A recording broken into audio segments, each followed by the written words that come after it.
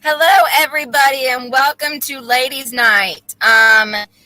We have some wonderful group of ladies here on the panel, and I coffee first, then speak. That was really funny, singing the song on there.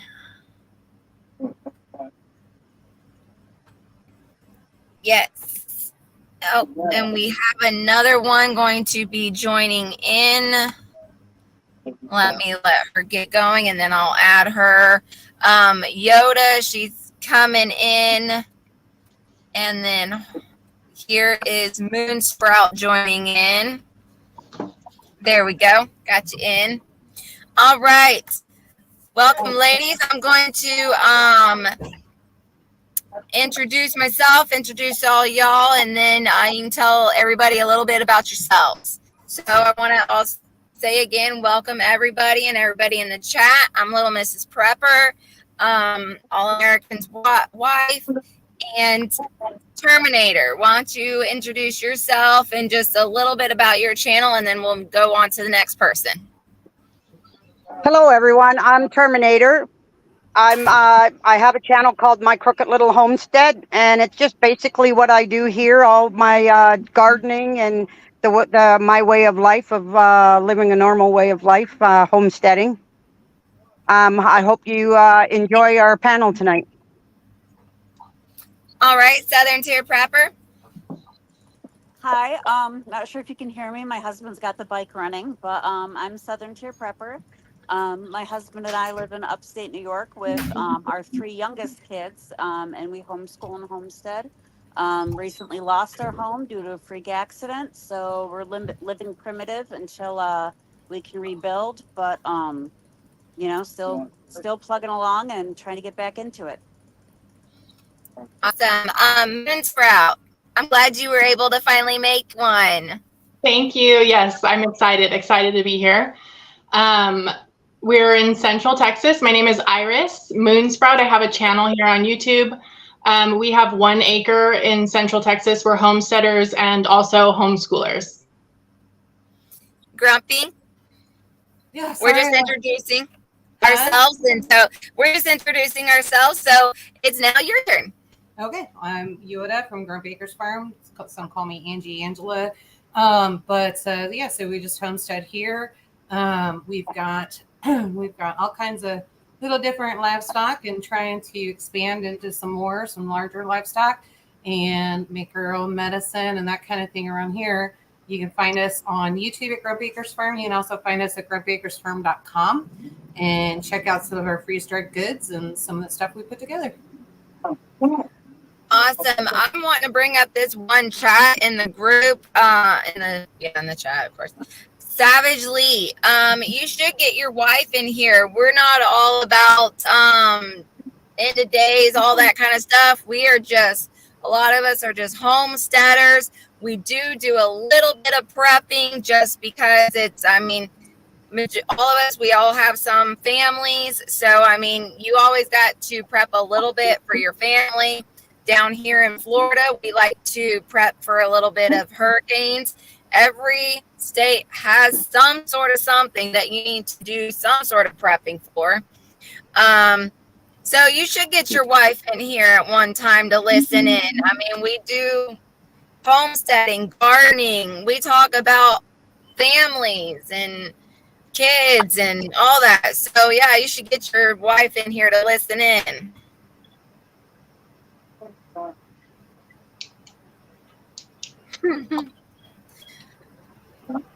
All right, so Moonsprout, since this is your first time in, why don't you, normally what we have been doing is just, which you've been in the comments before in the chat.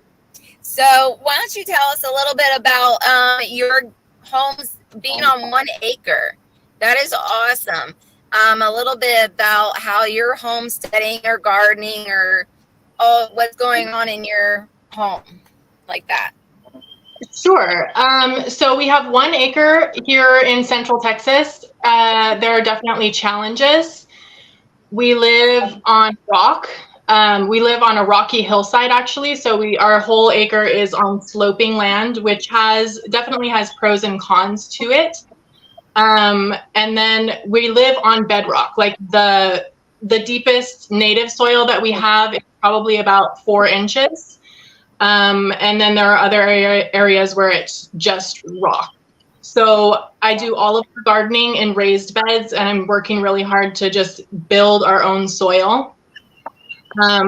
We bought our property in 2020, and we were homesteading already while renting. And one of the most important things for me to bring was the dirt that I had made. So we just brought just buckets and buckets of dirt that I had made, really healthy living soil, compost. So we have a garden. The garden is continuously always a work in progress. It gets better every year. We have rabbits, which I think if you have a small homestead, rabbits are definitely the way to go. They just really give. They give and give and give. They keep on giving. They give you fertilizer. They eat weeds. We do feed them pellets. But I'm also working really hard to familiarize myself with all of the edible plants that they can eat, just in case. That's really valuable knowledge to have. And then meat, right? A trio of meat rabbits will produce just about as much meat as a cow in a year, with a really heavy breeding program. And then we also have chickens. What type of rabbits do you have? We have it's a Temuk mix. Temuk is a rabbit that was developed by Texas A&M, bred specifically for the Texas heat. Because here in Texas, that's one of the biggest challenges to raising rabbits is the heat. Okay. And also there is a question here for you, Iris. Let me pull it up to the top here. I don't know if you can read this, but I'll read it out. I've heard good bedrock is great. I'm sorry. Yeah, I'm terrible about reading. Okay. Have you gone? Yeah, go ahead. I'm not really that familiar with geothermal. I know that it's like heat that you get from the ground. I guess I'm from Hawaii originally, and I know that there are major geothermal plants in Hawaii that get power from the underground I don't know. I'm not sure. I don't know. Yeah. I'm not sure. Okay, there you go. What That's part a of quick Hawaii answer. I'm were just you not from? sure. What part of Hawaii were you from? I was born and raised on the Big Island. Okay. I lived on Maui for a couple years, so. Oh, I think I knew that. So I think I talked to you about that in the live. Probably. Moonsprout, one of the things that we did when we raised the rabbits, we were going to pull them back on here, but when we were at the old homestead, I would freeze water in 2-liter bottles and then throw those in the cages with them, and they would because we did Flemish Giants crossed with New Zealand, and man, those Flemish Giants, they can get 35 pounds, so they get really hot, but a 2-liter bottle will cool them down, and they do really good. Even freezing fruit. So if you got any fruit trees or anything like that, any extras anybody's getting thrown out, freeze those, and then you can give them slices of the frozen fruit too. That'll cool them down. Yeah. Okay. I find that very interesting that you were from Hawaii, because I've always really enjoyed. I visited there when I was fixing to go into the 4th grade, and I never went back, and I've always wanted to go back. And it's just a dream that I don't think that will ever happen, but it's still a dream that I want to go back to Hawaii. It's a special place. It's definitely, I have mixed feelings. I really do miss home. I miss home. I love Texas. I've been in Texas for almost 12 years. But I do, my family is still there. So it's hard. It's changed a lot. I feel like Hawaii is one of those places that when you're gone for such a long time and you go back, you can see all of the little changes that have happened over time. They're just so blaringly obvious. It changed a lot. I'm from the area that was devastated by the lava in 2018. So Okay. a lot has been lost. Like a lot has been lost. A lot of beaches, pretty much all of the beaches in that area are gone. So that I'm just, I have mixed feelings going home. It's a little bit hard. Well, yeah. And that's almost any place. If somebody moves off from their home and then goes back, everything seems to be changing. And sometimes it's not for the good. It's like, I know where where I'm from is the north side of our town. And when I just even go over to the north side, it's like, man, it's so grown up into more of a city instead of what it used to be as like a smaller town where it took a little longer to get someplace. Yeah. Yeah. Alrighty. So,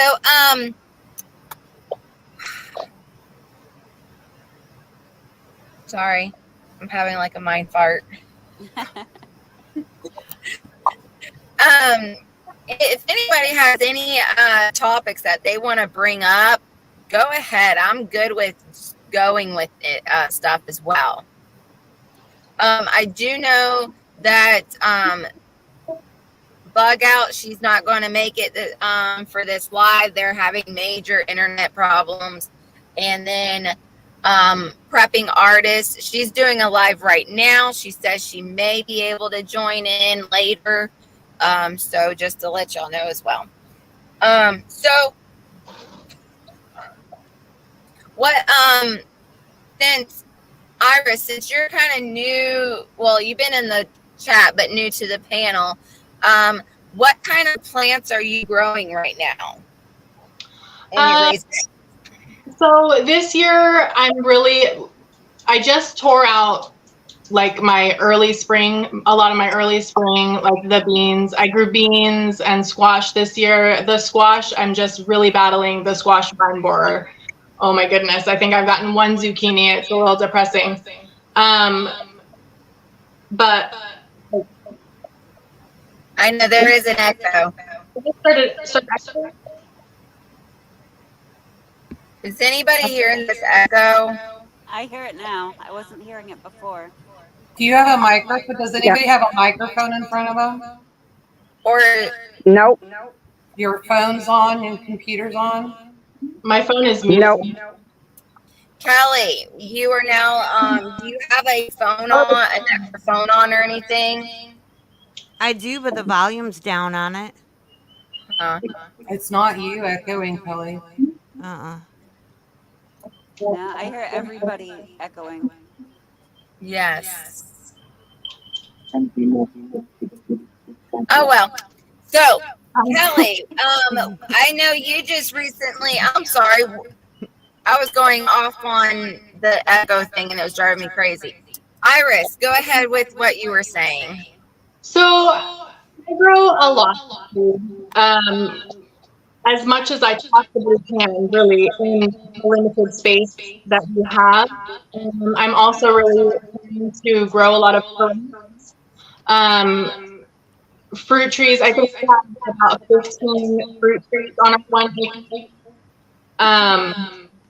Sorry, the echo. Yeah. And then go ahead. I was just going to say, I tried muting my phone and I could still hear it. So, do you have YouTube pulled up? Because if you have it in the background, it'll echo if you're on a computer. I know mine is just the StreamYard. Yeah, mine is too. I'm just on a phone, so. I have YouTube. That's all I'm on a phone. Exiting it. Garen had this happen one time, and it was because the microphone was in front of the computer instead of behind the computer. Does anybody have that going on right now? No, mine is just the laptop itself. It has the built-in. I'm using a microphone, but it was doing that before I came up on here. So Oh, I'm you not were hearing sure. the echo before? Yeah. While I was in the Before you came on, backstage. Wow. Before you came on, we couldn't hear the echo. Well, I don't know what's going on because I just have the StreamYard on here. That's better, whatever you just did. Yeah, Didn't do she's the only anything. person who isn't echoing. Yeah, I didn't do anything. Weird. Yes, it's very weird. Still can echo. I'm outside my cabin. Wow. I don't know if y'all could stand it. We'll just keep going. I'll try. Yeah, I know. Iris, I know it was a bothering you as well when you was talking about with this echo. Yeah. So I'm also growing like 12 varieties of heirloom tomatoes, peppers. I really want to try and can my own tomato sauce this year, like a year's supply of tomato sauce. I don't know. I've had that goal for like 2 years and I haven't successfully done it. But maybe this is the year. Oh, Okay, I'm sorry, I'm gonna cut it off. One person in the comment just said mute everybody at one time and fine, and try to figure out which one of y'all is echoing. yeah, and Tiger would know. Okay. So Who'd you mute? okay. Iris, go ahead and say something so I can see. Hello. Southern Tier, Hi. Yoda, Hello. Lucy, say hi. Hello. Okay, Kelly. Well, then it must be me. I don't know. Yes, everybody was fine, and I muted you. I don't hear an echo. That is so weird because that's the only one I don't hear an echo on is you. But when I muted you, then there's an echo. So what does that is so mean? weird. I have no idea. I'm not a techie person. Yeah, Garen's out with the sheep and goats, or else I would ask him, Tiger, any suggestions on what she should do?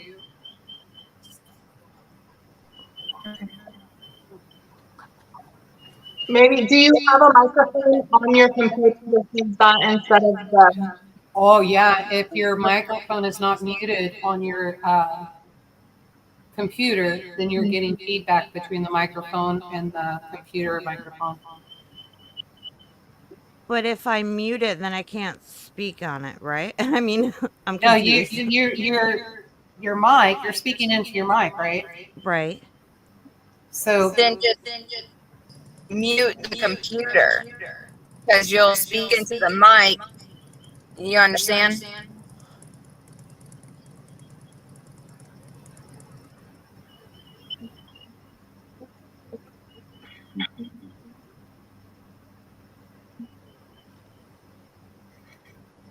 Okay. No. am I echoing if I talk now? Yes, Weird. that is. Okay. Kelly, you want to try again? Actually, that sounds better. Yeah. I Okay. don't know what she did, but it's fixed. Okay. It is. Yeah, well, what I did was I muted my mic, so then I can't talk or anything. Yeah, we can hear you just fine. Yeah, and it's But not I just hear ya. unmuted. I just unmuted it though. Yeah, and then you started echoing again. Oh.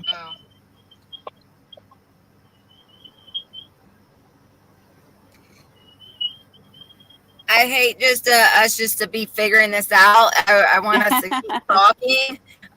So Iris, I want to still try to saying about your vegetables and everything growing. Yeah, so I mean, I really feel like the garden is one of our weakest points. Like we try really hard, um, but it's always so many things with the garden, Yeah. and everything is just a long learning endeavor. So you know, you could learn something new every single day for the rest of your life, and you'll still die not knowing everything. I feel like we raise our own meat. Like that's our strongest point is like between venison and rabbit, we really do produce all of our own meat. That's awesome. The strongest That's point. really awesome. Okay, Kelly. So what some Tiger said in the thing is, I guess what's going to have to happen is you stay muted until you're ready to talk, and then unmute yourself, and then you can talk. Because I mean, I don't know what's going on. I don't know either because I've never had this problem. Like, I just took it off my microphone and put it back to the computer. I don't know if that's gonna help, but I always use my microphone every time I do a live. YouTube is messing with me. I'm gonna be honest with you about something is going on because I lost 6 subscribers when I put up a video that's going to be played soon. This weekend, I'm going to do a live stream. Lost 6 subscribers. I tried to go live earlier today and it would not let it go through. It said I was live for like 3 minutes and nobody could hear or see me. So I had to restart and do a whole nother one. So I don't know what the problem is, but YouTube does not like me right now, and I'm not sure why. I haven't had this problem before, but today's been really crazy. That Because may you're be the doing it magic right. number. I've lost 6 subscribers in the last 2 days. So I think they're messing with anybody who doesn't agree with them, and especially the smaller channels, who it's going to hurt the most. What's your subscriber amount? Mine is 600, but I had 607 2 days ago. I put up the video 5 minutes after the live stream was set up for this weekend. I lost 7 subscribers. So they're going to do that. You're going to actually have a problem between 600 subscribers, and then you're going to have it all the way up to 1,000 subscribers. Mhm. And then it's going to start fluctuating back and forth. Like they're totally screwing with you. It's the algorithm and the kind of crap that they're doing. And so what we would notice is that in one weekend, we would lose 20 subscribers, and then all of a sudden it would come back and we had 50 new subscribers. So it was just weird. It was just bouncing back and forth. So you just got to watch it, and maybe you changed a subject or something like that, and it threw that algorithm off. So it's funky. That's been happening to us like crazy. Mhm. We will get that major fluctuation. We'll get like 10 more subscribers, and then they cut back down.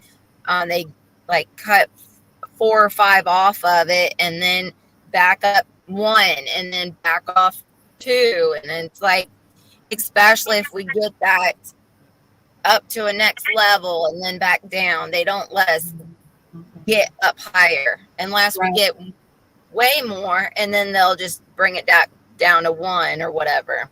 Right. Yeah. It's Well, weird the way. after Pinball mentioned my channel, I like skyrocketed up to like 1,100, and then over the next several days, like they would take away big chunks at a time.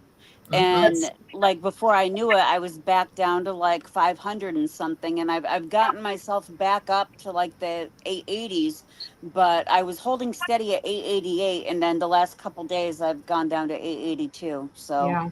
Well, and that's the problem, because pinball's kind of like in our group, and we've got a radar on us. So just FYI, yeah, we're not making anybody happy right now.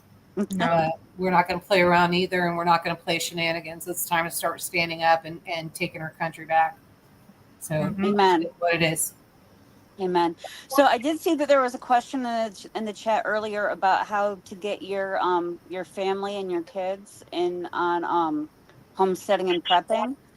And this is actually something that I was going to bring up because I know how we do it, but I'm interested to hear about how everybody else does it too. Because as the moms and the wives, it kind of falls on us to do. So, Are you asking me? Yeah, I'm asking everybody. Like, I know how we do it, but I'd love to hear how everybody else does it.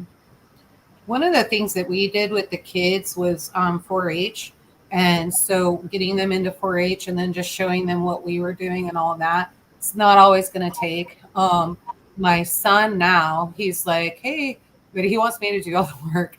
So can you come and cut me a garden and get this going and do this? And hey, mom, how much beef do you have in the freezer? Hey, mom, my freezer's empty and that kind of crap. So, but my daughter, she just doesn't. She's likes the city and the comfort. She'll come around though. I think kids more as they become adults, they start changing and their ideas get different about the time that they turn 30. But what we did is just try to install what we could.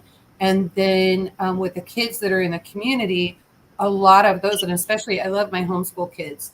And so, if I need something taken care of or I need help with something, they get that critical life skill. And so they get credit for that. And so they can come help us on the farm or they can come help me cook or, whatever we're doing and I need help with. And those kids, man, they aim to please. There's just a major difference between homeschool kids and then public school kids. And not always, but in our group, in our community. But that's another thing too, is growing your community, I think. And so as you grow your community and you get other kids that are involved in it and doing the same thing, and their parents are all doing the same thing, gets them excited because it shows them like they're making friends and it shows them we're all friends. And this is something that can continue and we just kind of become a family. So that's kind of how we did it. And yeah, I don't know. So I know everything's different. My kids are older, so I don't know. It's probably harder now, I would think, for kids than it was then. Iris, you got little ones. How are you getting them involved? Yeah, so I don't really give them a choice, to be honest. Like, this is the life that we live. It is interesting. I have an 11-year-old, and then I have a 4-year-old, and then we bought this homestead, or we bought the property, and we're turning it into a homestead in 2020, August of 2020. So my youngest has known nothing but this life. She's always, this is always all she's ever known. So she's very involved. Like, even when we're processing animals, we don't really shield her from that even. And she's totally okay with it. She knows exactly where her food is coming from. Whereas the older one was much more difficult. And then I pulled her out of school as well in 2020 in the 2nd grade, whereas my younger one will be homeschooled from kinder. So it's really interesting to see the difference between the two. But I agree totally with everything that Yoda said. It is about community. Like, we're in a homeschool co-op, and Texas is an amazing state to homeschool in. And so there's just so many homeschooling families around us, and it's amazing to get all of those kids together. A lot of the homeschooling families are homesteaders as well. So we've met some really, really, lifelong friends in our homeschool co-op. But yeah, I mean, it's the life that we live. They don't really have a choice. Yeah. So for me and my family, All American has 3 grown girls. And so with them, they didn't really grow up. Well, they didn't grow up into the whole homestead and gardening and all that. But for us, when we were telling them, now they all have kids of their own now. So for the youngest one, she preps a lot more now than she used to. A lot with when we have hurricanes down here. She was prepping water like crazy, canned goods. What? Oh yeah, and I mean, well, when they were younger, they were doing a lot of fighting, and they were wrestling at when they were kids, and they were the first girls ever to win Roman Greco state champion in the boys division. So they were busy doing that when they were kids. So, but now though, they do more on the getting the food, but not really gardening or anything. And then our son, he never really got into it. I did a little gardening when he was little, but as we were growing in our marriage, also still young, we didn't really do anything right away. So now he's 18 and I'm starting to get him into it, especially just the prepping of food because of if something happens. And then he's seeing how the government's doing now these days, and so he's all like ready to.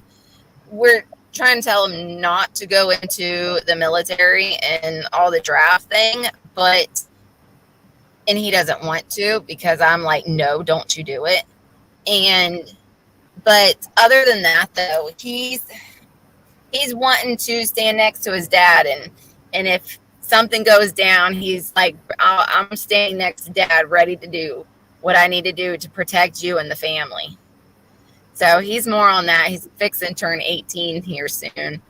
But that's what our family is. Let's go to Terminator. How about you and your kid? How did you do that? Well, I have 5 children. Growing up, when they were small, we moved to a rural area from the small town we are now where my husband's work was. And you know what? They used to help us garden all the time, right from when they were little. And they loved it when we had a problem with deer stealing our carrots. And I'll tell you a story. The deer, we were getting tired of them. They'd pull the carrots out, eat the tops, but leave the carrots on the ground, and we'd find these carrots on the ground. So we kind of turned around and said enough was enough. So we put a spotlight out, and the kids all went to bed. And my youngest, he was only about 5, 6 years old, and we had to plug his ears so he wouldn't hear the gunshot. And they were up the stairs on the 2nd floor. There was a side window facing the garden. So my husband put his rifle out the window, and he shot that deer. And the kids were so excited that he got it.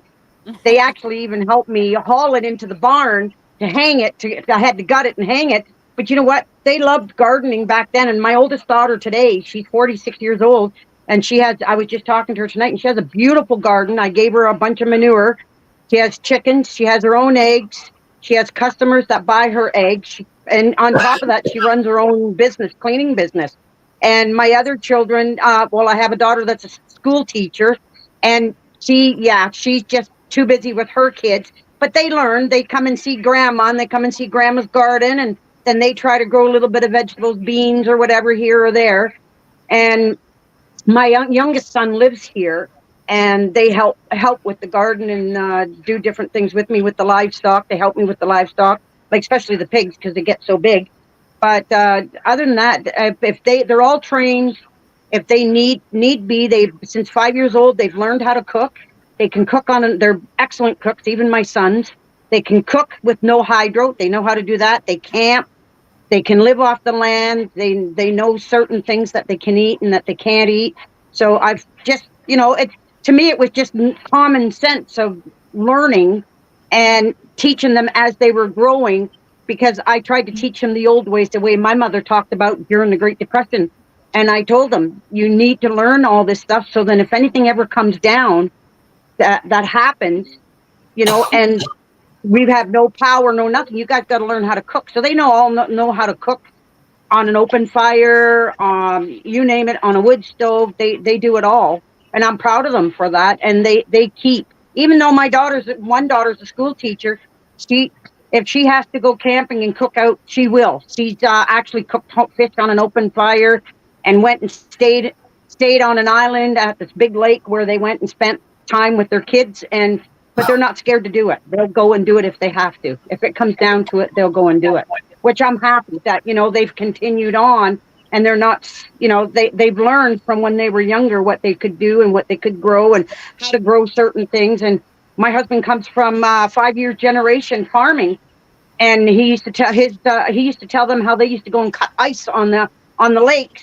to put in their old freezers that they built, these old buildings, and they put sawdust, and that's how they used to keep their meat, the potatoes, everything. And so, there's a lot of history there, and the kids, even the grandkids, like to hear their grandfather talk about the old ways when he grew up as a little boy, living in a log cabin, and for heat they had a wood stove, but you had snow blowing through the cracks and they'd plug it with straw and everything. So, those were back in the 40s and the 50s. But they love to hear those stories, and if it ever comes down to it, to me, I think they could survive if they had to. That's And they don't mind butchering. They don't mind. My daughter loves it when they come and shoot the pigs for me, and she's the first one with the knives. I'm skinning, let me skin, and we videotape her skinning. Oh yeah, because she hunts. She shoots deer, bear, moose. She hunts it. She shot her first 2 turkeys this spring, and she does all her own butchering and everything, gutting and everything, and she's not scared of it. And her daughter does that. My granddaughter does that now. That's awesome. Beautiful. How old is your granddaughter? She just turned 20 about 2 weeks ago. Oh, okay. I have 12 right. grandchildren. Yeah. Oh, wow. That's nice. Kelly, how about you and your family and teaching your kids? Okay, let me hope that this is working. Let me know if it sounds bad or whatever. I must be really tired or having a blonde moment or something.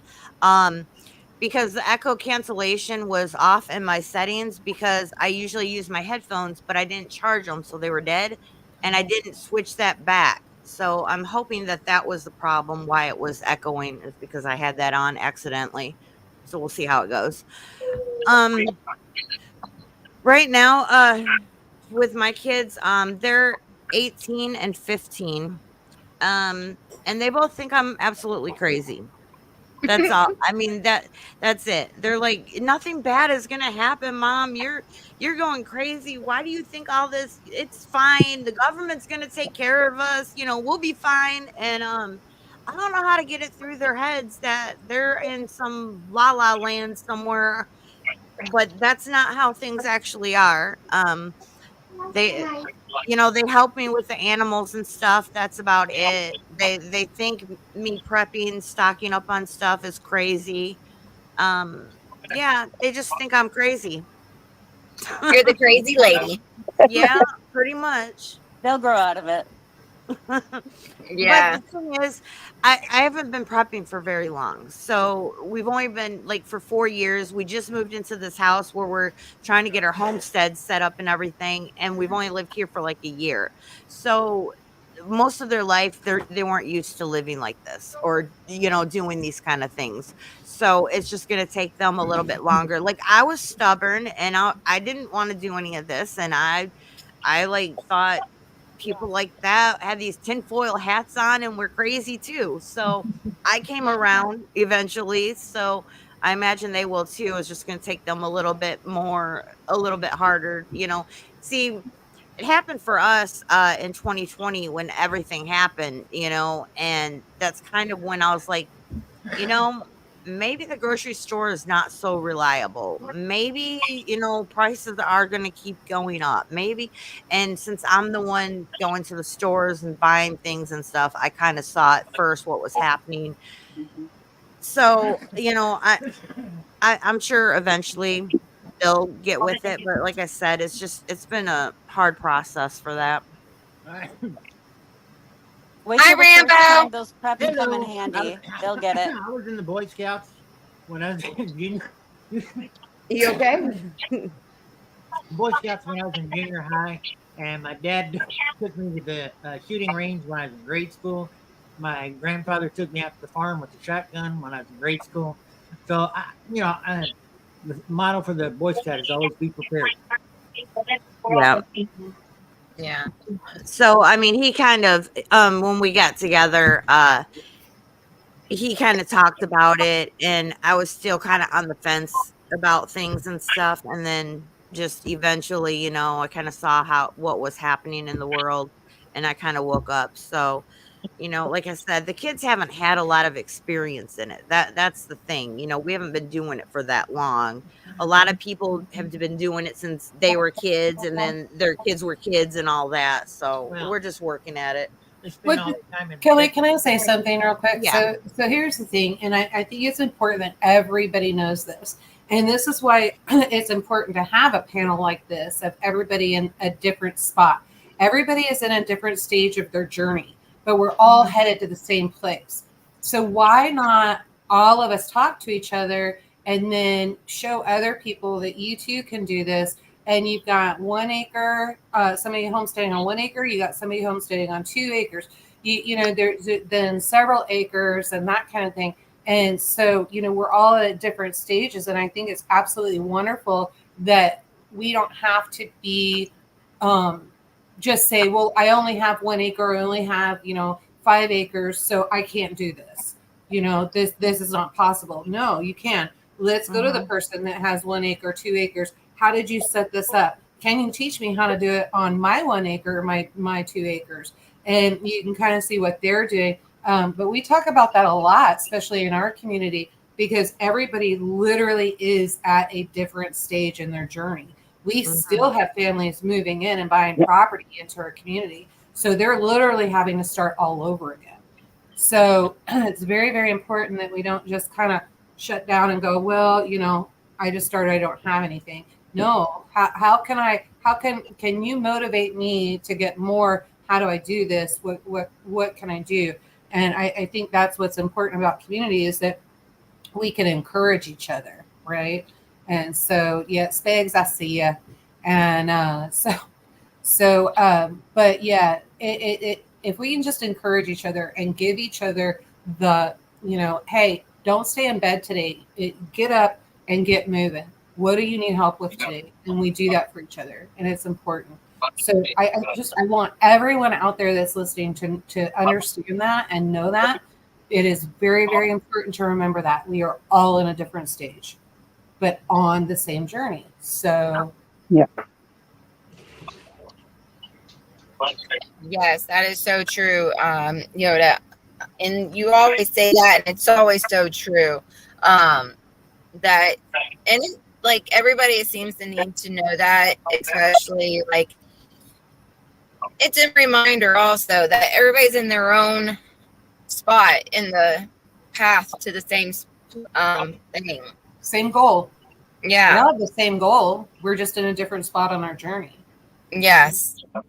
Yeah. And Southern Tier, you even made up that you got that question going. What are you doing with your kids and getting them involved? So when they were young, they were. I'm on. I'll be in a minute. So the youngest is allergies are flaring up. So but so when they were young, the main thing was, if I was milking the cows, they were out there with me. If I was feeding the chickens, they were out there with me. If I was working in the garden, they were out there with me. And then when they were, younger, like children, they were more excited about, helping mom out and contributing in things. Once they got a little bit older, they weren't so interested in it. So then it became part of their chores. If I'm canning, the oldest has to help me out. The middle child, her job is the rabbits while I'm laid up. They each have like the youngest. You just stop it. So he has his jobs with helping out and whatnot, and they're not always happy about it, but they understand that it needs to be done. And as far as the prepping, there's been times where it's like, they're like, why do we have all this stuff? What do we need this for?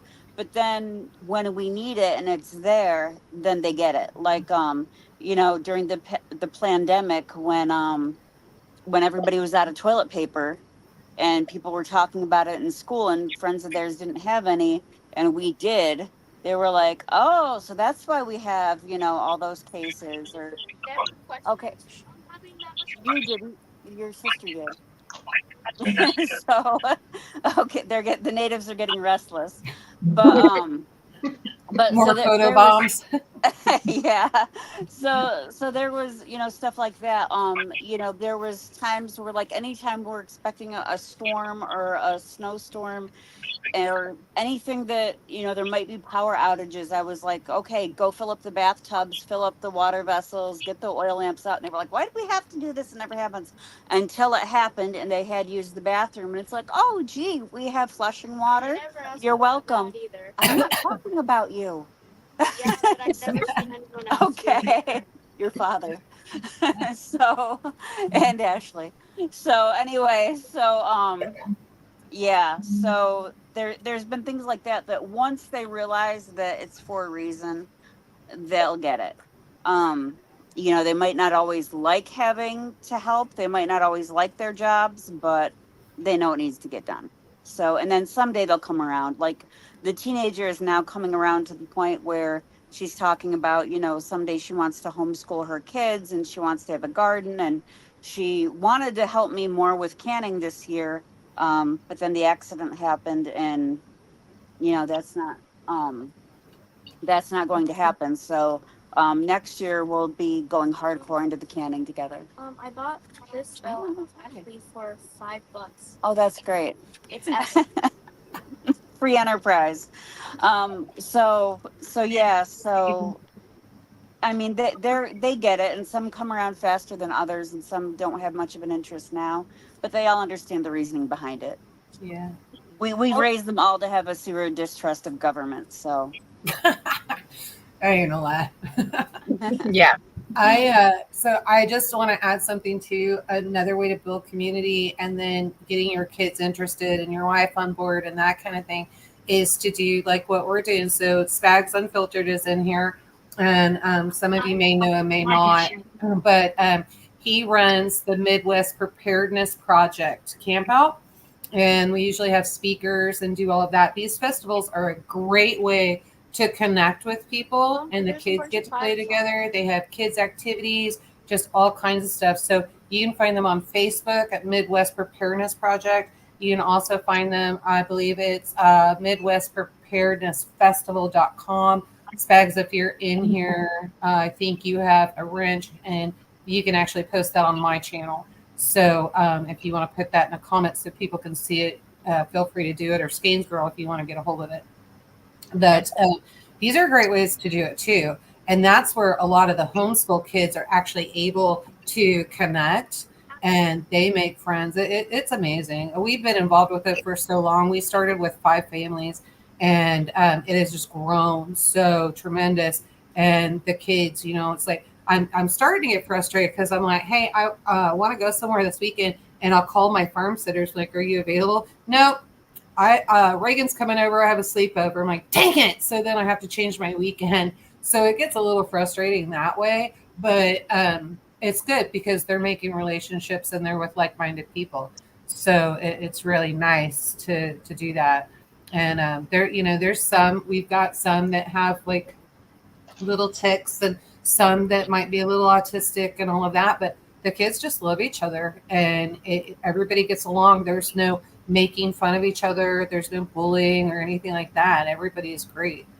So that's another way to do it. And there's Tennessee Self-Reliance Festival down in Texas. You guys actually have one. Tiger, I don't know, is Nikki going to do that every year? I think she put on something. There's a festival down there. There's a Missouri meetup. There's one down in Arkansas. I mean, they're everywhere. So you guys look into something like that and go check it out. Don't be shy. Just go in there, camp, do whatever you want. There's free ones, and then there's ones that you pay for. But free ones I like. ladies, I hate to do this, but the bugs are eating me alive and my back is killing me. So I'm gonna jump off of here, go back to the cabin, but I will be in the chat. Get some rest, girl. Right. We'll be praying for you next week. We know you got Thank a you. big recovery ahead of you. Yeah. I Yes. appreciate it, ladies. Thank you. Bye-bye. Bye. Bye. That is great info that you just gave, Yoda. It's always good to find like-minded people. And then, see, our son, he just started homeschool last school year, and he's he's being very difficult with it. He feels like he can now take his time with it. Has all the time in the world to get it done. Homeschooling. Welcome to homeschooling. So that's just a thing. And that's like we have a good friend of ours, my farm sitters, as a matter of fact, and she has to ask them all the time. She's like, do you want to go to school year round, or would you like to have a summer off? And because either way, you have to get your schoolwork done.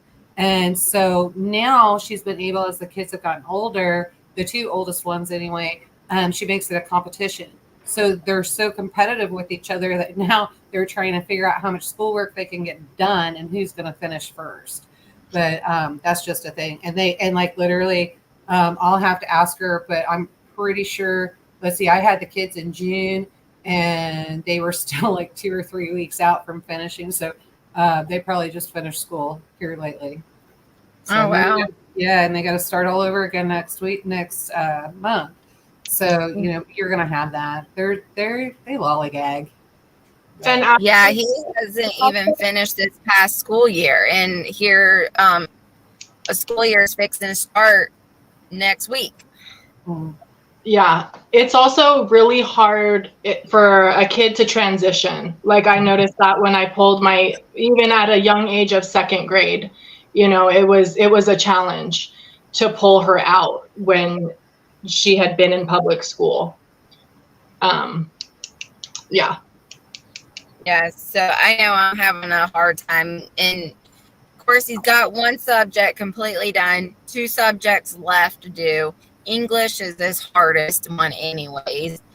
He got his favorite one, science, out of the way, got that one done in a snap. But English, and I forgot what the other one he has left to do. I think math.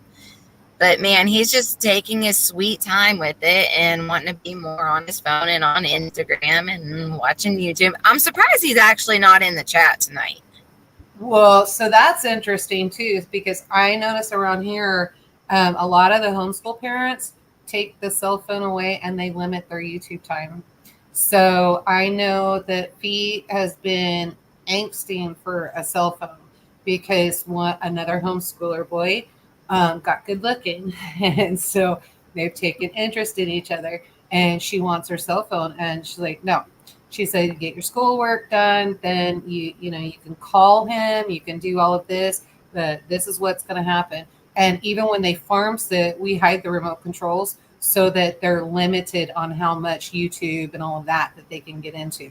So got to limit that stuff. I don't know. Just a suggestion. I think that's a huge reason, the difference between homeschooled children and public school children is that they are much more limited in the area of technology. Mm-hmm. Like I think it makes a huge difference. And there's always, for me personally, it's like, it's always a balancing act, right? Because you don't want to take it away completely to where they're handicapped, because that's the world that we live in.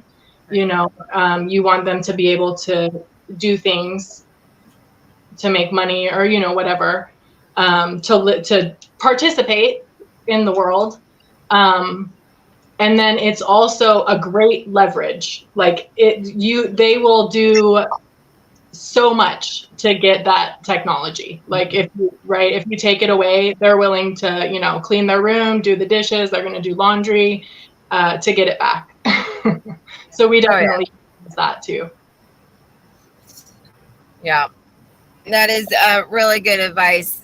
And he bought his phone, one of his phones. So he's all like, well, I bought this phone. So who pays the bills? I don't want to be that person, but who pays the bills? Yeah. Who feeds them? Who, you know what I mean? Who clothes them? Yep. That kind of thing. It doesn't matter. In fact, it's kind of funny that you say that, because I saw an episode of Young Sheldon at one time, and I can't remember the oldest boy's name. Georgie. And so Georgie wanted cable. So his dad said, if you want cable, you got to pay for cable. And so then he figured it out how to get cable. And then all he was doing was watching cable. And then his dad, in turn, it was like he goes to watch the football game or something, and it was on cable. And then there was a whole argument as to what's going on. And He's like, I paid for the cable. You don't get to use the cable. And, you told me you weren't going to pay for it. So I'm paying for it. It's my cable. And the dad flat out looked at him and said, you're under my roof. I feed you, I clothe you, I do all of that. I'm watching the damn cable. And so it kind of reminds me of that. And kids they'll get big chested and, that kind of thing. I know with our son was 15 before he lost his mind and figured out who was going to be the bigger rooster in the house, and challenge dad. And my daughter didn't lose her mind until she was 18. And unfortunately, that was a boy that she got involved with. But that was you. Yeah. So, but yeah, no, my daughter was easy until she turned 18. It was like, holy hell, what happened to you?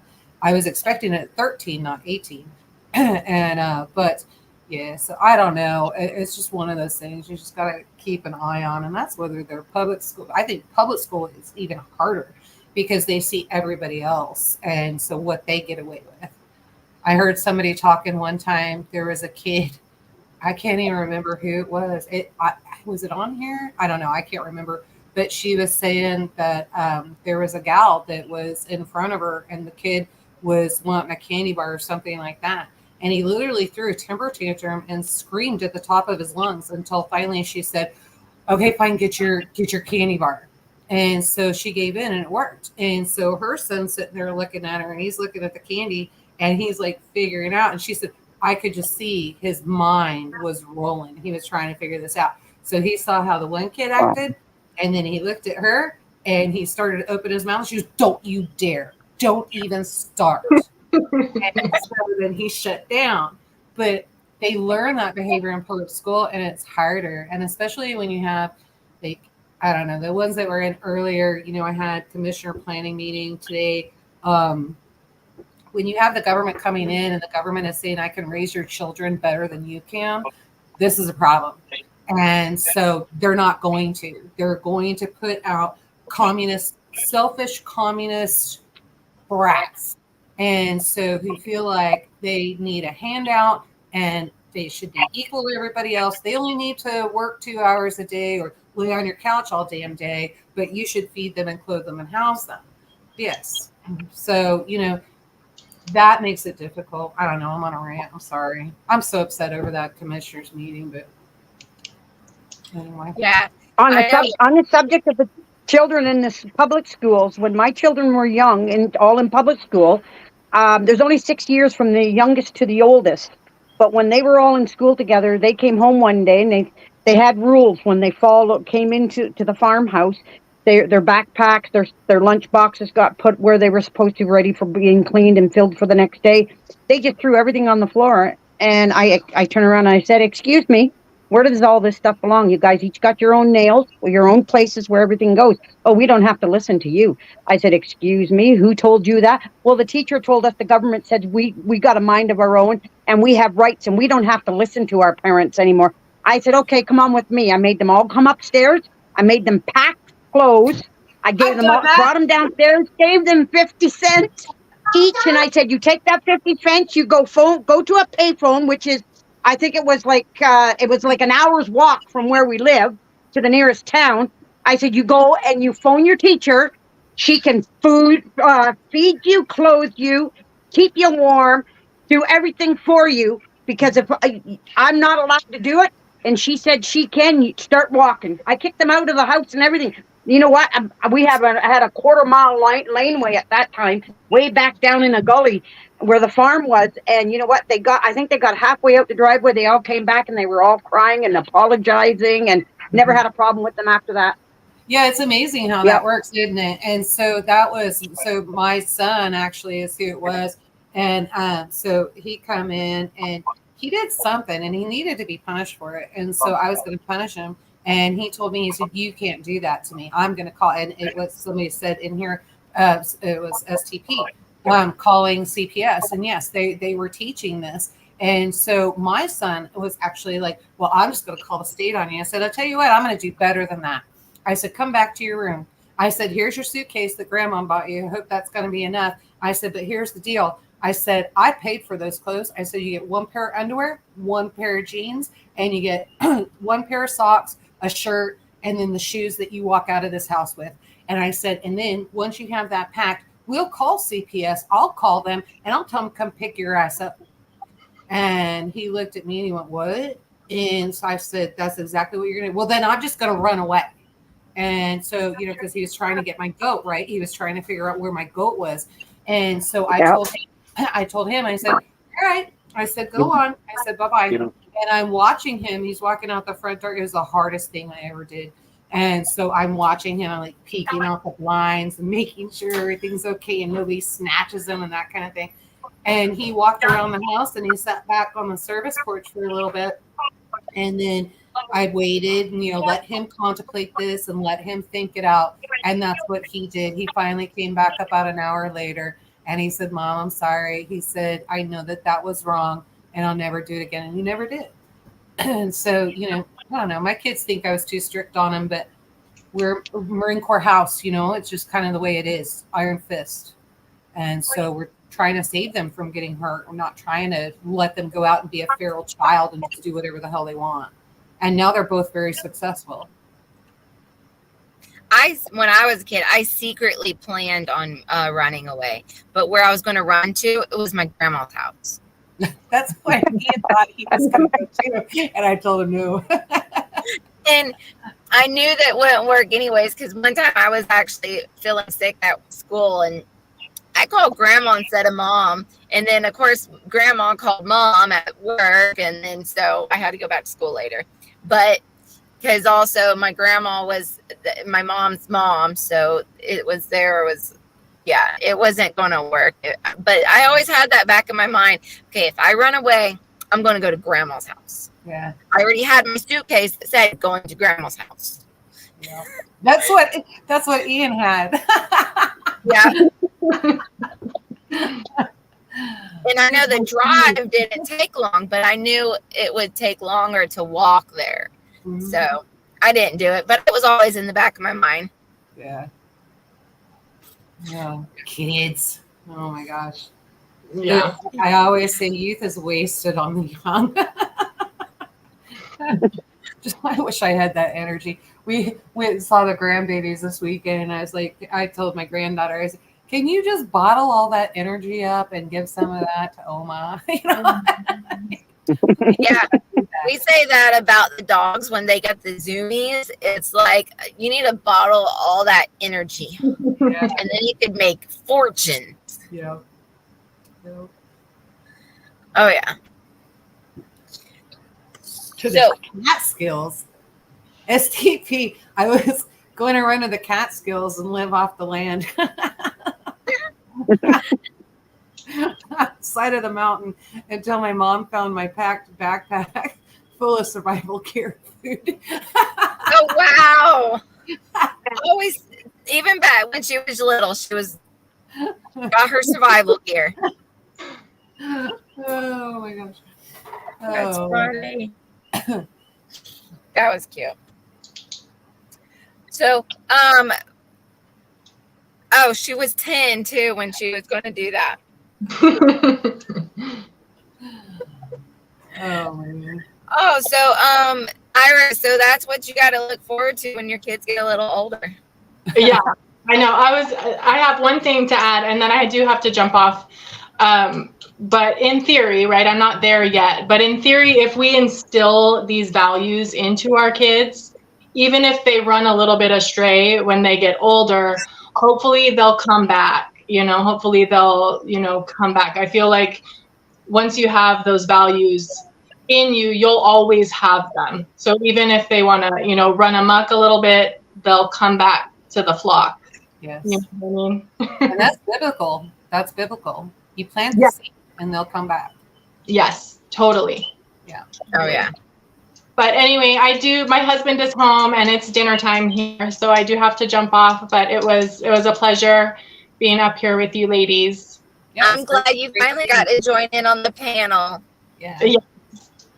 We'll see how the kids did. So my older is babysitting the little, so we'll see. And she made frozen pizza. So one may be tied up by the time you get down there, and the other one, hair missing. All of right. Sure. All right, And it'll guys. Nice meeting you. Bye-bye. That's funny. So, I know we've talked a lot about kids and family, but oh, Terminator, tell us what you were saying in the background about your beats and everything that you were doing beforehand. About my canning my beets. Yes. Yeah, I did 8 jars, 8 pints of just water with a little bit of salt. I used pickling salt because I didn't have any of my pink Himalayan salt that I usually use. But I did 8 jars. They're actually sitting out on my deck, and I let the canner, because I used a pressure canner, so I'm just let them cool down to the temperature outside until they're right cooled, and then I'll bring them out. I released the lid, released the pressure, and took the lid off a little bit just so that it will help slowly, but I just kept them in that same heat and it gradually so they don't burst or anything. But as far as I could see, they turned out really good. And I've got beet tops dehydrating in my dehydrator, because what I want to do is take all my greens from my beets. Of course, I've got a big pot sitting outside out on my barbecue ready to eat, but it was just been too hot. But I want to dry them, and I'm hoping to dry my turnip tops, my turnip greens. And Yoda, what do you think about drying? Because I don't use a freeze dryer, I just used a dehydrator. My horseradish leaves. I got horseradish leaves that are about 2 feet long, and there's about 20 of them. And I wanted to chop them up into to a certain size and dehydrate them, because I want to be able to, when it's dry, if I want to throw it into a stew, or just to give it that little extra punch, that little extra flavor. Mm-hmm. I've never dehydrated them before. So I usually just hang them to dry. I don't put them in a dehydrator or anything like that. I just hang them to dry. They'll dry. Well, okay, for our climate, they dry pretty darn fast. So you have to watch, and especially with the solar flares and all of that, it's burning them. So you really have to check them every day and make sure you still get them while they're green and that the sun hasn't burnt them. So I have My problem here is the humidity. The humidity is just unbelievable right now. Because I'm outside in the heat, and I walk into my cabin, and even with the doors open, my glasses fog up, and I got to take my glasses off. I can see walking around with my glasses, but I can't do no reading or anything. Yeah, no. So we have humidity here, so I'm not sure. Do you know what the percentage of your humidity is? So, like, is there a feel like temperature or that kind of thing? Because you're cooling down at night. Yeah, we cool right down, because in the mornings, now we're getting the mornings, because it's August, we're getting the mornings where it's fog. It's fog everywhere, and the fog don't lift till about 9 o'clock in the morning. I wanted to hang them out in my greenhouse, but I would do a test. I don't know if that would have. Do a test run. And so maybe just go ahead and see, like, you could take one leaf. I don't know how many you have. We do quite a bit, but maybe you take one leaf and hang it in the greenhouse, see how it does, and then take one leaf, chop it, and then, or hang it in the house or whatever, let it dry. And a drying rack would be another idea. And then go ahead and put some in the dehydrator. Dehydrator is going to work. Yeah. But it will. Yeah. So just however you want to do it. But I've never dehydrated. Yeah, I have one of those 8 tiers. Remember I saw one of your videos, and you had that, I don't know if it's an 8 tier, the drying rack that you hung out on your overhang. I don't have an overhang to hang mine. I've got mine in the one corner of the greenhouse. I hung it in the greenhouse. Well, that works. Yeah. So try that. That's what I'll try then. Yeah. Throw it on the drying rack. Because I have my greenhouses full of sweet potatoes, and they're growing fabulous. I'm going to finally get to grow sweet potatoes. I followed Danny's from Deep South Homestead. I followed his book. I have his book on the sweet potatoes. And my neighbor down the road that I went and spent 3 hours with, I gave her a potato that was still growing me slips like crazy. So I gave it to her and told her to try them and see if she can. Because sometimes we get warm weather right up into November. Yeah. almost to December, depending on the way everything changes. And that's the way it's been the last couple times. Yeah. So I told her, and then I told her to just take them, put them in pots. It would be easier for her to grow them in. She's got those mineral tubs. And I told her to start them in there and just to try them and see how they turn out. Because the vines are really, really long on the potato. I had them in a little tiny old pot that I got. Because I get a whole bunch of pots given to me that people don't want, that they've taken plants out of. And I collect because I've got thousands of them. And you never know. They wear down and then you've got them to restart or transplant something bigger. And because I'm doing all my apple trees right now that I've grafted some well, I didn't graft them. I've just dug up the roots and where they were coming up through my lawn. And I wanted to chop them down, but the roots came up with them. So I threw them in pots and they're growing beautifully.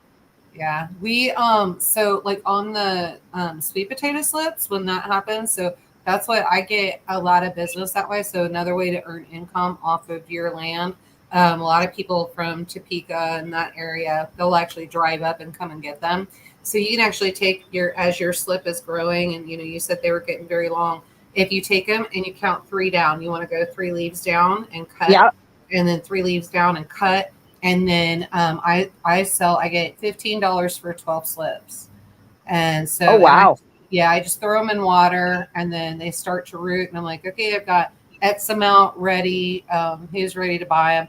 And they'll literally drive up here to come and get them. So I usually meet them somewhere. I don't let them come to my property, but yeah, meet them on the road, which is understandable.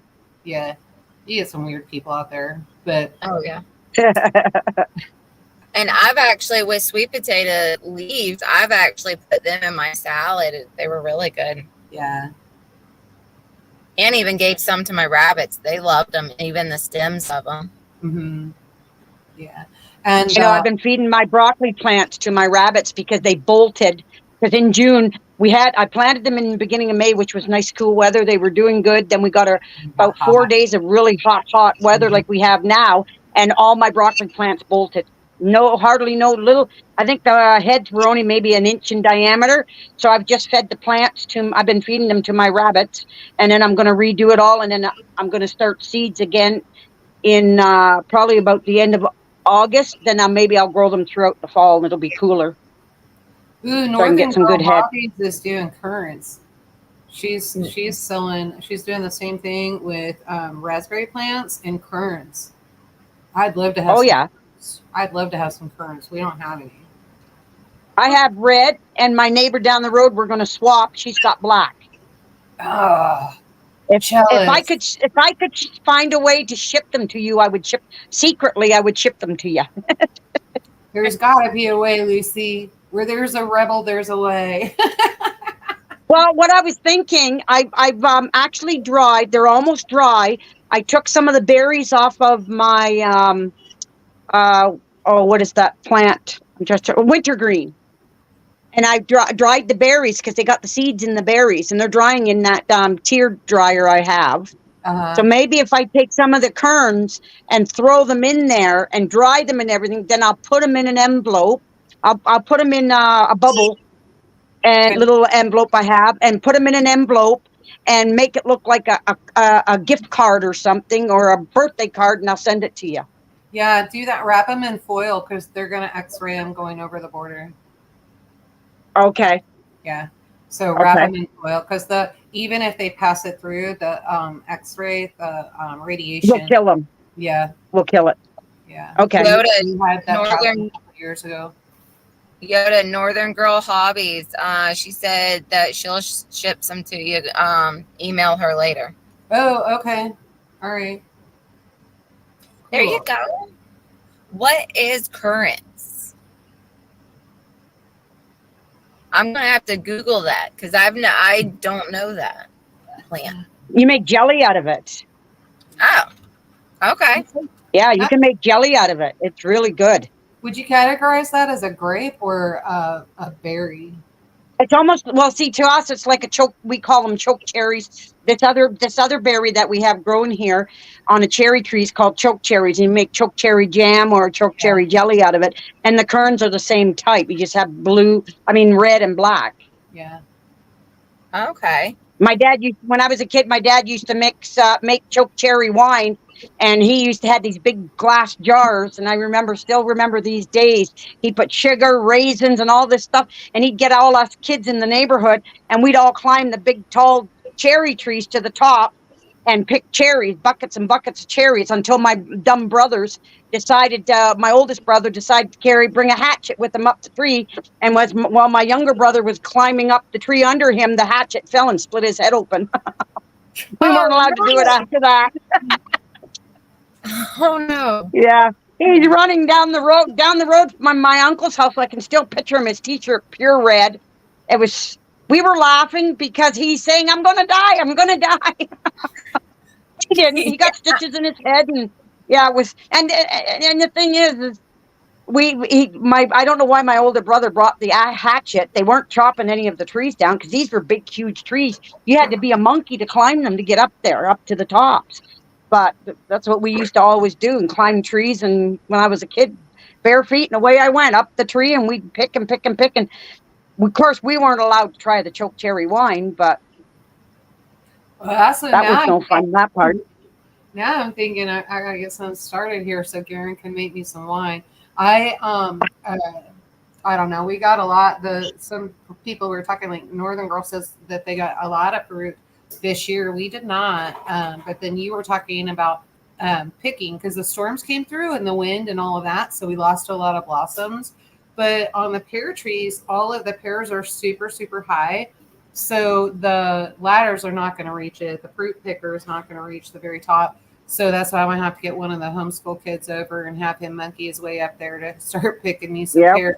The problem is going to be whether or not how many pears I get off of there, because he tends to eat more than he leaves for me. But we had the Martha Washington apple tree. It came into season way early, like way earlier than it should have. So I only picked a half a bushel off that one. Usually I get way more.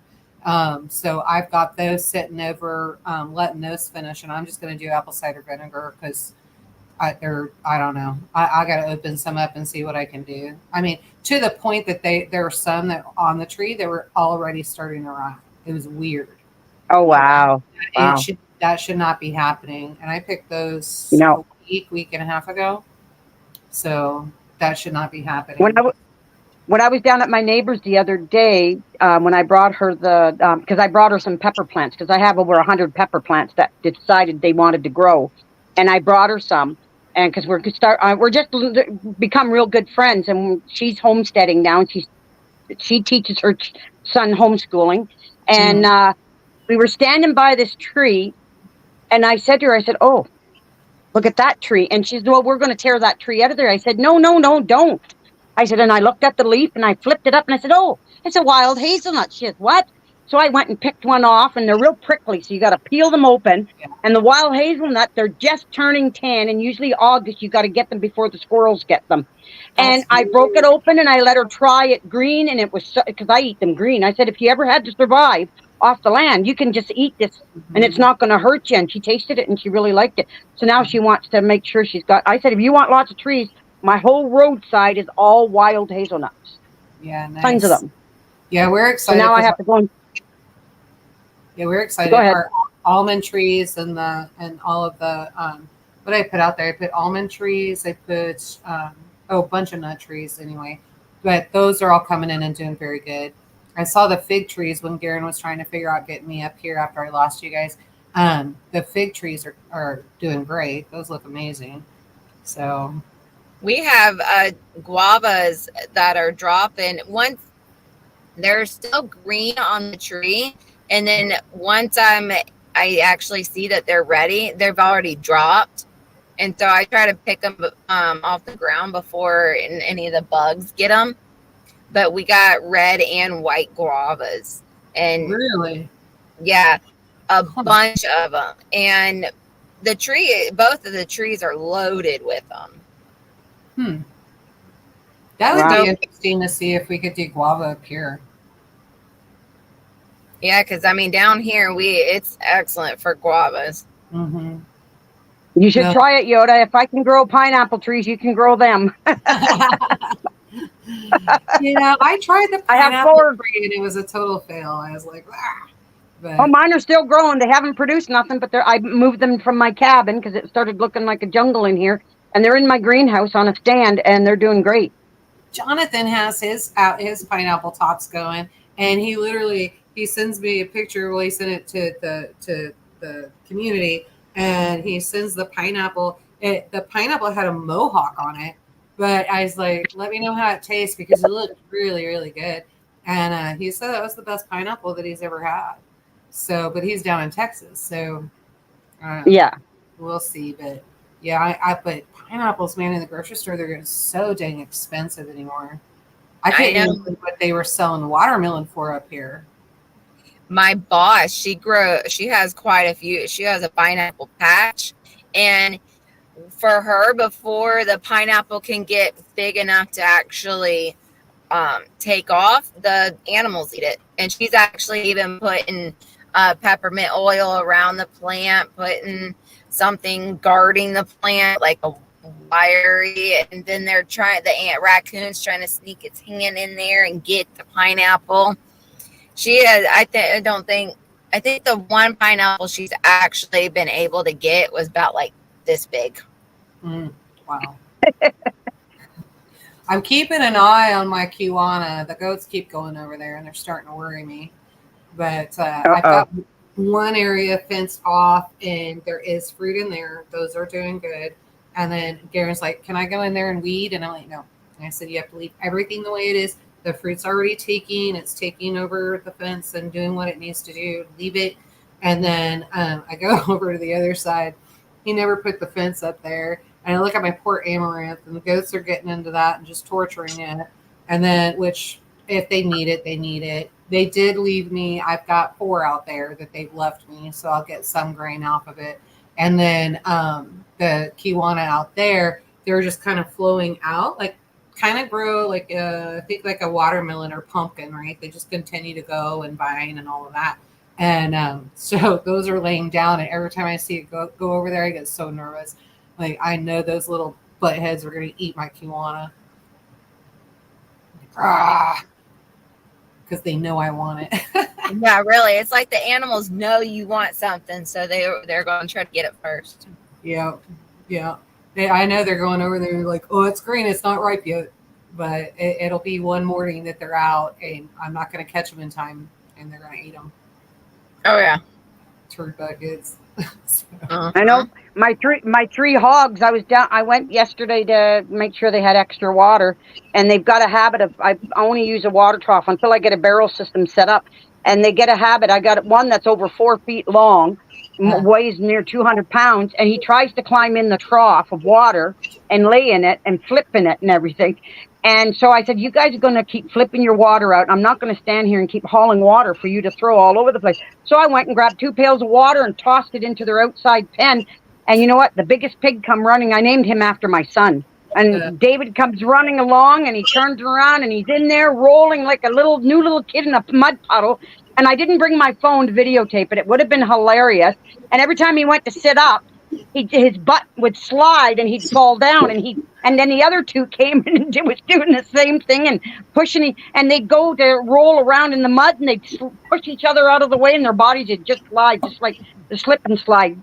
I never seen 3 big fat pigs having fun like a bunch of little kids in a mud puddle. It was so hilarious. That's funny. And that's when our pigs, they were so funny. Oh my gosh.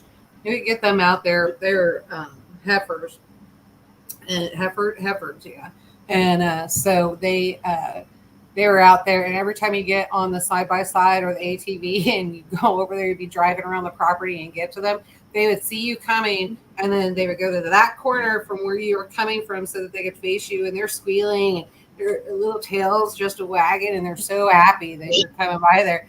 And then you go by and then go around the pen, and then they're all, just happy. And then as you go away, it's like they're making all ungodly noises, like, you didn't bring me any food. You're supposed to bring me food.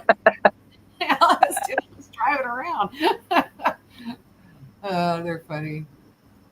Oh, they have a personality. Yeah, they do. Farmer Matt, he's pretty cool. He'll take a lot just to keep them from rooting and doing all that. I may have said this before. I can't remember of my life or whatever. But he'll take the cow hides and throw them into the pens so that they can just kind of chew on that and keep them a little bit busy so that they're not rooting underneath. But yeah, no, they're fun. A lot of the animals are fun though. They're just you know what I give. You know what I give my pigs to keep them busy is I get scraps from the store, from the grocery store, and you know how they hollow out the pineapples?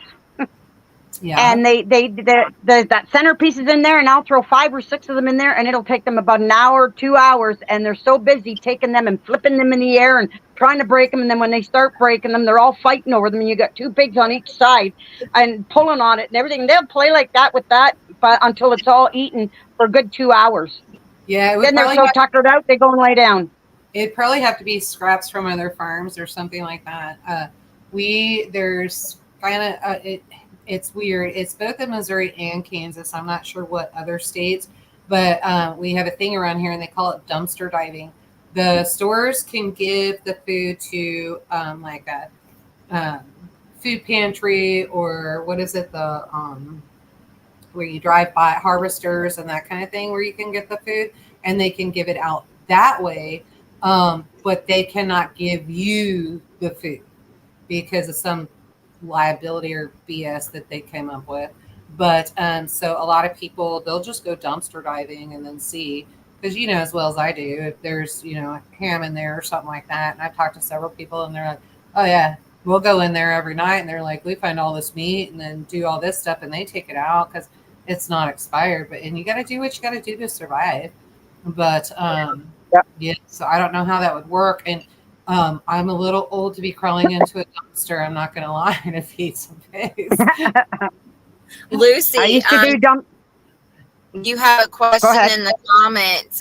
Northern Girl Hobby said, at what age do you harvest your pigs? Actually, my pigs were 2 months old on April 26th when I got them. And I harvest mine about 250 to 300 pounds when they get to that. And I'm right now, the biggest one is between 150 and 200. And I figured about 2 more months into October, because my son-in-law and my daughter does it, and they have refrigeration, because that's what his line of work is. And he built a cooler on the back of his garage, and they do all the cutting. They got all the equipment and everything. But I have to kind of play it by ear in between hunting season, because he cuts a lot of moose, deer, and bear up too at the same time. So, and we want it cold weather, so that when you hang them, you want them to hang for a few days, a week. Depends on when he wants them cut up, but you got to let your meat hang. So it's usually between 250 to 300 pounds. Unless you want less meat, you can butcher them at, let's see, 8 weeks. So let's see, so April, so May, June, July, August. So say at the end of this month, they would be 1, 2, 3, 4, 16. They would be 24 weeks old. So usually, but we want them bigger because we like more meat, more bacon, more fat. So I can do all my rendering down. What's that, Yoda? Bacon. Yeah, I was gonna say, if you get anything under 300 pounds, that's not a lot of bacon. And but the other thing to remember when you're hanging your hog, if you do not, so for anybody out there that's thinking about doing it and getting into it, if you do not bleed it out correctly and hang it long enough, it has like iron taste, like it's tainted and it stinks when you cook it. I was very angry. I took a hog to a butcher when we were out in Missouri, and I picked it up, got it home, started cooking on it, and I was mad. I was really mad. So they did not do it the way that we would have done it. So yeah, see, my son-in-law shoots it, slits the throat good, and then we hang it. And while it's bleeding out, because we put a big bin under it, like a big tub under it, my daughter's skinning it. Yeah. We used to, years ago when my kids were small, when we used to do our pigs, we built a special table with this heavy plastic where you could slide it in and out. And we used to boil water and dunk it and pull it out. Well, we're not that young anymore, so we just skin our pigs, and they bleed out while we're skinning them. Yeah. and they bleed really good. We're going to be butchering roosters this weekend, and I've got I got a pygmy goat out there that needs to go to freezer camp too. So we'll see what happens. Yeah, one time we was given a piece of hog meat that stunk up the house when I cooked it. Man, That's why it wasn't bled out correctly. That's why. Yeah, Yeah. and I opened the doors after we got rid of it. I had to take the curtains down, wash those just to get that smell out. Mm-hmm. Oh yeah. Yeah, it's nasty. Yeah. It is. I was ready to wash the walls down too. Mm-hmm. Yeah, it's hard to find a good butcher. I finally learned when we were doing high volume and that kind of thing, because we were over at the Kansas City area, so we would sell to a lot of the minorities and that kind of thing. And so when we were doing that, I would literally go in. I just started going to the butcher and like, I want to see your processing center. I wanted to know how it was clean, what it looked like, all of that. I wanted to see the freezers, where they were hanging, everything. And I finally found one that would let me do that. And that was the best meat cuts I ever got. And so, yeah, you really got it. Now we just butcher ourselves. So we're not perfect at it. So don't expect that you're going to come over to, like a 4-inch steak and that kind of thing. We're still learning. But yeah, so it's just cheaper anyway. Saves you whatever it is on, whatever butcher's. Yeah, we do our own, and we don't do the fancy cuts or anything. We just do your basic, and I'm happy with that. Yeah. I don't need no fancy butterfly pork chops. If I want, I know how to do it, but I don't need all that fancy stuff. Yeah, that's how we even learn. And so on the tenderloin and that, just leave it whole, throw it in the freezer, and then I just take what I want as I go, and then that kind of thing. I can figure all that out. But yeah, I don't know. I do get fancy and I get a little picky when it comes to my lamb, though. Not gonna lie. Yeah. So, yeah. But yeah, I don't know. All right, well, ladies. My son-in-law. But my son-in-law tasted cooked lamb, and I've never tasted lamb before, and he cooked it really slow on the barbecue. Yeah. And to me, lamb tastes similar to deer meat. And it tasted really good, actually, the way he done it, and the ingredients he put on it and everything, and the spices and that. And it tasted really good, actually. And it was my first time tasting it. The lamb, so I'll do that. I marinate a lot with like lemon juice and that kind of thing. And then I use basil and oregano and those kind of flavors. And then onion and that sort of thing. And I grill that. Oh my gosh. There's no gamey taste to it whatsoever. And then the other one that I like, we did gyros at one camp out that we had. And because we do a potluck at our camp outs at Midwest and on Saturday nights. And so I provided the lamb, and I did a rotisserie roast. We just put it over the campfire and just did a rotisserie roast all day. Mm-hmm. So, it was amazing. I told Gary, and so I went out and I got a new outdoor cooking stove. And so fire pit that you can move the gauge, and you can do coals or wood and that kind of thing. Some point we'll have to talk about that. Maybe we can do that next week or something, because I actually had a guide.